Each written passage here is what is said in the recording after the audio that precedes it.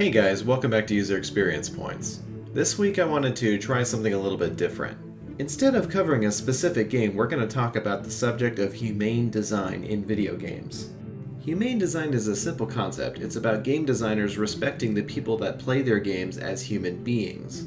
This means respecting the player's time and needs outside of the game rather than trying to psychologically bully them into continue playing or purchasing some in-game content.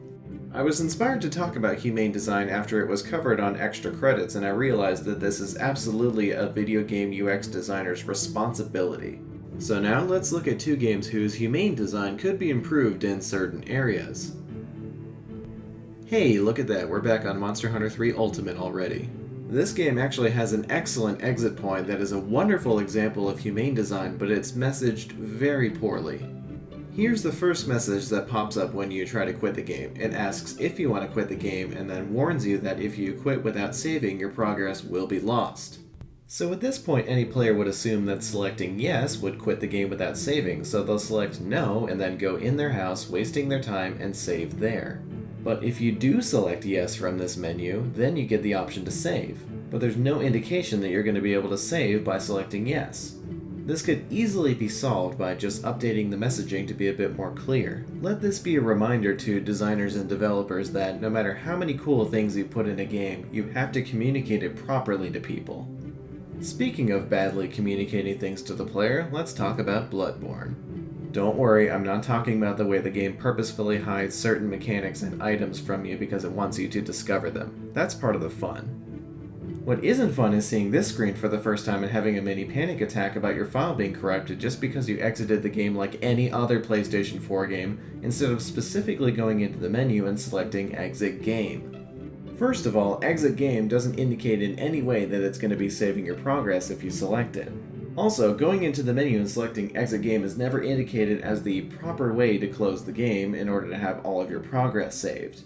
With something as difficult as Bloodborne and every other Souls game I've played, you would think that indicating that your progress is being saved would be a high priority.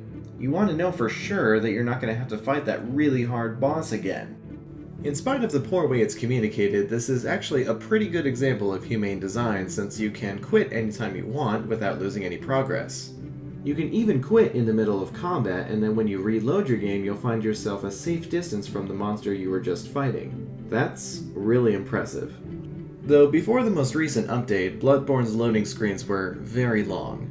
So having to exit the game to go take care of whatever's interrupted you playing and then having to sit through a loading screen just to get back into it is kind of frustrating. And it's definitely not a substitute for a pause function. Yeah, I said it. You should be able to pause Bloodborne. It's impressive that you can quit in the middle of combat, but you're probably going to take damage while fiddling with the menu trying to exit as quickly as you can. And your only other option is to run somewhere that you think is safe so you can put the controller down, and often you're not safe. Now, I understand that when you're playing Bloodborne online, it wouldn't make sense to be able to pause. You're constantly interacting with other players, you're reading their messages, sometimes you see their silhouettes while you're running around. It makes sense. But once again, this limitation is not communicated to the player, and it's not as obvious as, say, not being able to pause an online first-person shooter match. This could easily be communicated to the player at least once when they select online mode that says something along the lines of, "You're playing online and won't be able to pause. We recommend playing offline if you're anticipating interruptions." Because, you know, playing Bloodborne offline surely would mean you can pause it, right? No. No, you can't. Why? Good question. I can't think of a single reason why you shouldn't be able to pause Bloodborne when you're playing it offline. Playing offline is purely your own experience. You're not affecting anybody else by not being able to pause. Is this a difficulty thing? I get the point of the game encouraging you to prepare for fights and use your limited item slots effectively rather than being able to pause and eat like 100 cheese wheels and switch armor like in Skyrim. Monster Hunter is designed the same way, except it actually has a solution to this problem. And it's really simple. The game's pause function just doesn't allow you to do anything else in your menus. I mean, I'm sorry, I adore Bloodborne. It's easily my favorite game this year, and it's probably not going to get topped. But all video games are meant to be played by people. People who need to be able to pause the game when real life pulls them out of their awesome experience.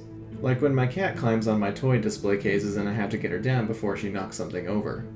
So, From Software, please, in your next game, let me pause. And also maybe could you make a Berserk game? That'd be really cool. And that's all I've got time for this week. As always, thank you so much for watching, and if you enjoyed this video, you should definitely subscribe because I upload a new episode of UXP every Friday. For my returning viewers, I hope you enjoyed this little deviation from the formula. Rest assured there will be plenty of episodes in the future where I focus on specific games. I'll leave you with a little nudge towards the Extra Credits YouTube channel. It's easily one of the best web shows I've ever seen, and it inspired this episode, so you should definitely check it out. And with that, I'll see you all next week.